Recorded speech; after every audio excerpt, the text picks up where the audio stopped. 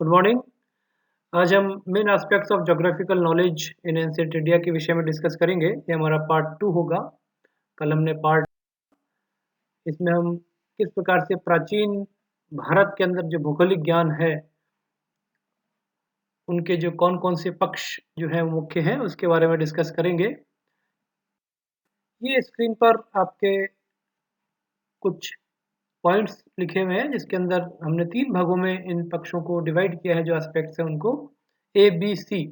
Astronomical knowledge ये part A होगा, और फिजिकल ज्योग्राफी का जो एनालिसिस है वो पार्ट बी होगा, और मुख्य पक्ष में तीसरा है मानव भूगोल के वर्णन, जो प्राचीन समय में हमको वेदों में या उपनिषदों में, अरण्यकों में, या जो भी हमको प्राचीन सोर्स हमको जो मिलते थे उसके अंदर हमें देखने को मिले, उसके बारे में हम एक एक करके डिस्कस करेंगे। तो सबसे पहले हम लेंगे खगोलीय ज्ञान।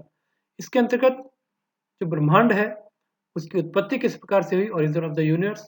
इसके अलावा भारतीय काल गणना किस प्रकार से की जाती थी, इंडियन मेजर ऑफ टाइम। इसके अलावा पृथ्वी की आकृति और आकार के बारे में जो जानकारियाँ मिली वो किस प्रकार से उस समय थी, उसके बारे में हमें जानने को मिलेगा। इसके अलावा पृथ्वी की घूर्णन और परिक्रमण गति, rotation and revolution of the earth.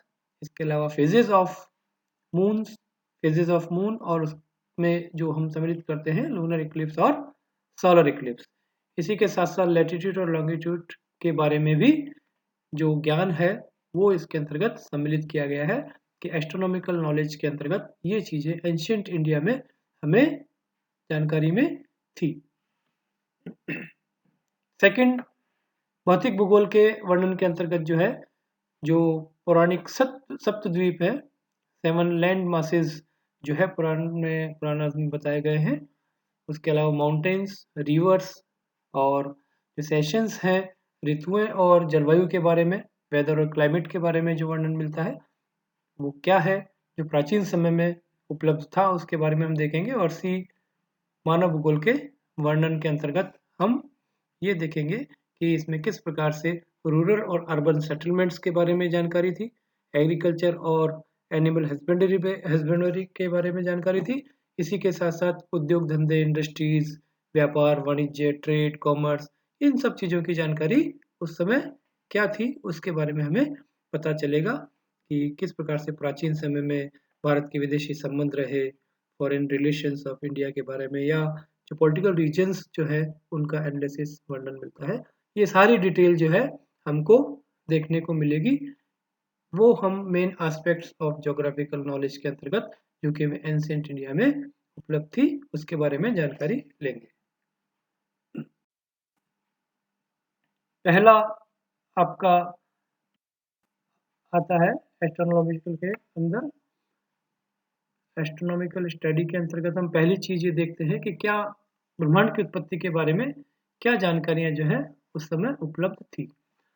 तो वेदों और उपनिषदों में ब्रह्मांड की उत्पत्ति का क्रमबद्ध वर्णन, तैत्तिरीय उपनिषद के अनुसार उस परमेश्वर और प्रकृति से आत्मा, और उससे आकाश उत्पन्न हुआ, आकाश से वायु, वायु से अग्नि, अग्नि से जल, जल से पृथ्वी, पृथ्वी से वनस्पतियां, और वनस्पतियों से एक अन्न की उत्पत्ति हुई। ऐसा वर्णन जो है तैत्तिरीय उपनिषद के अंतर्गत मिलता है। इसी प्रकार से ऋग्वेद में एक मंत्र के अनुसार परम तेजो में परमेश्वर से ज्ञान और प्रकृति की उत्पत्ति हुई, उससे आकाश उत्पन्न हुआ, और परमाणुओं से पूर्ण आकाश में हलचल उत्पन्न होने से नक्षत्रों, सूर्य, चंद्रमा, पृथ्वी आदि की उत्पत्ति हुई। ये सब विज्ञान आधुनिक खोजों से सिद्ध होता है कि उस समय भी इन चीजों का पर्याप्त जानकारी या उनका था।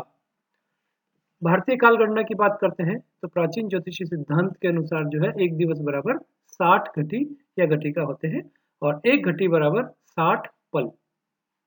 इसी के साथ साथ एक पल में 60 पीपल और एक पीपल में 60 लिक्षक होते हैं। उल्लेखनीय है कि ये एक लिक्षक जो है वो 1 सेकंड का 150वां भाग हुआ।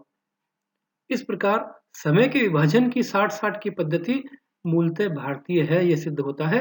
और संभवतः यूनानी विद्वान जो टॉलेमी है उन्होंने सर्वप्रथम एक अंश को जो 60 मिनट और 1 मिनट को 60 सेकंड में विभाजित किया, उसकी यही पद्धति बताई गई।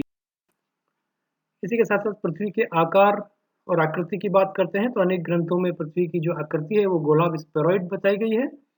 यजुर्वेद में लिखा गया है कि यह गोलाकार पृथ्वी अपने पालनकर्ता सूर्य के आगे आगे अपने जलों सहित भली प्रकार चलती हुई आकाश में अपनी कक्षा पर चारों ओर घूमती है। तो ये सारी जानकारी एस्ट्रोनॉमिकल नॉलेज जो है प्राचीन समय में इंडिया में उपलब्ध थी।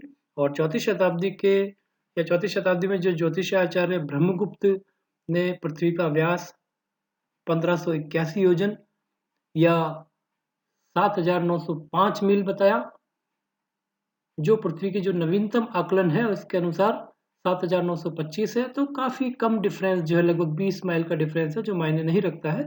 इसका मतलब उस समय भी जो आकृति या गणना की जो पद्धतियाँ थी वो काफ़ी सटीक दृष्टि से की जाती थी और सही अनुमान जो है लगाया जाता था, मेजर किया जाता था।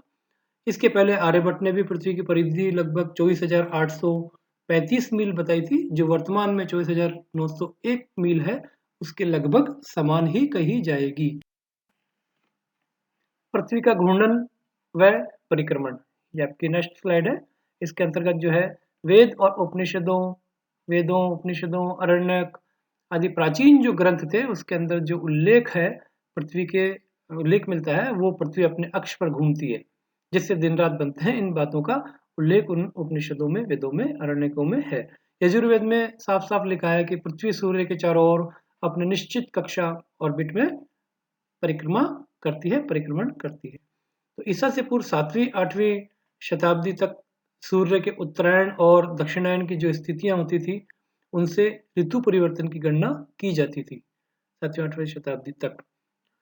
21 मार्च और 23 सितंबर जिसे हम इक्विनोक्स के नाम से जानते हैं, इसके अलावा सौर वर्ष जो सोलर ईयर है उनकी जानकारी भी उस समय उपलब्ध थी और 365 दिन 5 घंटे 48 मिनट और 46 सेकंड अर्थात 365.25 डेज, इस बारे में पूरी जानकारी उस समय उपलब्ध थी।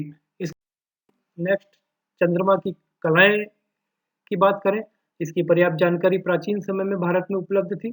ऋग्वेद में स्पष्ट उल्लेख है कि चंद्रमा पृथ्वी की परिक्रमा करता है और एक चंद्रमास बराबर 29.5 दिन है और एक चंद्रमास में 14 या 15 दिन के 2 पक्ष होते हैं, एक शुक्ल पक्ष और एक कृष्ण पक्ष। इनका विभाजन पूर्णिमा और अमावस्या के रूप में होता है और पूर्णिमा मतलब फुल मून और अमावस्या मतलब ब्लैक मून। तो चंद्र ग्रहण और सूर्य ग्रहण भी पर्याप्त रूप से उनकी जानकारी प्राचीन समय में थी। ईसा से 4वीं शताब्दी की हम बात करें तो आर्यभट्ट और बारहमीर और ब्रह्मगुप्त जैसे जो महान खगोलज्ञ हुए थे, जो नक्षत्रों, सूर्य, चंद्रमा, पृथ्वी आदि पिंडों की जो स्पीड थी, जो उनकी वेलोसिटी थी, चालें थी, उनको वो वैध करते थे, उनको मेजर करते थे और उसी समय चंद्र ग्रहण, सूर्य ग्रहण की वैध गणना तथा भविष्यवाणी जो है की जाने लगी थी, जो यथार्थता के काफी नजदीक होती थी। सटीक जानकारी जो है उपलब्ध। इसके अलावा अक्षांश और देशांतर रेखा हम नेक्स्ट स्लाइड में देखते हैं कि अक्षांश और देशांतर रेखाओं के बारे में पर्याप्त जानकारी थी।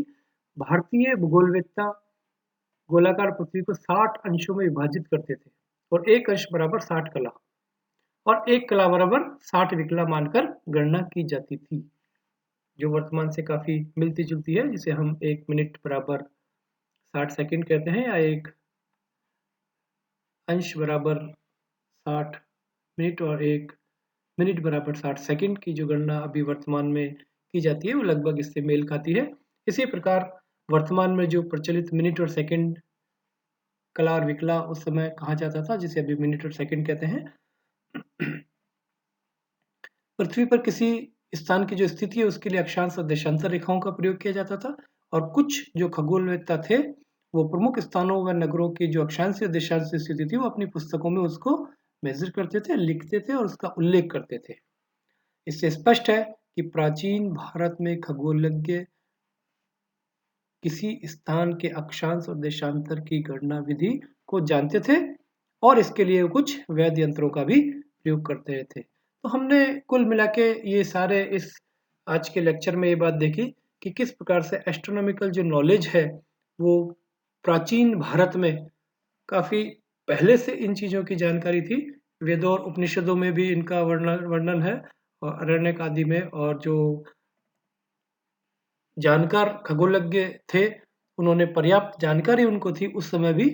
ये बात ज्योतिषी के लिए जिन चीज़ों का उपयोग किया जाता था, एस्ट्रोनॉमी की चीज़ों का, उन सब की जानकारी प्राचीन समय में भी पर्याप्त रूप से थी और वर्तमान समय से वो कोई बहुत ज़्यादा अंतर लिए हुए नहीं है। इसलिए हम कह सकते हैं कि प्राचीन समय में जो ये जानकारियाँ थी वह भी कम सटीक नहीं थी। नेक्स्ट हम पार्ट 3 देखेंगे, उसके अंदर इसके अंदर आगे जो 2 बी और सी फिजिकल ज्योग्राफी का एनालिसिस, वर्णन मानव भूगोल का और भौतिक भूगोल का, और उसके बाद में मानव भूगोल का वर्णन किस प्रकार से उस समय भी किया जाता था, इस बात का हम स्टडी करेंगे। Thank you.